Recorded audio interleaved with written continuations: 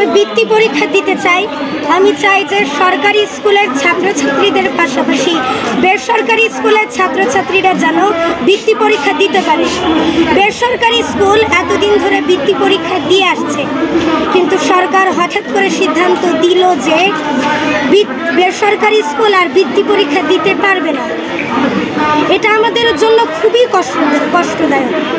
আমার একজন বন্ধু প্রাথমিক বিদ্যালয়ে পড়ে, সে বৃত্তি পরীক্ষা দিতে পারবে, আমি এই বিদ্যালয় থেকে বৃত্তি পরীক্ষা দিতে পারবো না।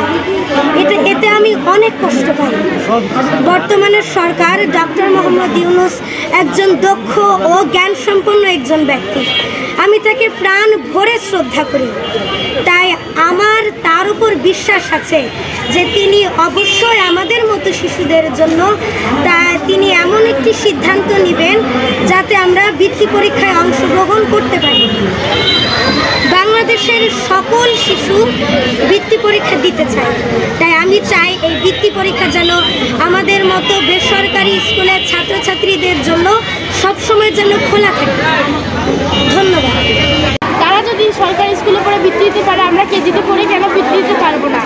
আমাদের অপরাধটা কি? আমরা কিসের জন্য বৃত্তি দিতে পারবো না? তারা যদি পড়ালেখা করে নিজের মনোভাব প্রকাশ করতে পারে, বৃত্তি পরীক্ষা দিয়ে নিজেকে উন্নত করতে পারে, তাহলে আমরা কেন পারবো না? আমরা কেন বৃত্তি পরীক্ষা দিতে পারবো না? রাষ্ট্রের কাছে আমার একটাই প্রশ্ন, তারা যদি বৃত্তি দিতে পারে, নিজে পরীক্ষা দিয়ে প্রকাশ করতে পারে, তাহলে আমরা কেন পরীক্ষা দিয়ে প্রকাশ করতে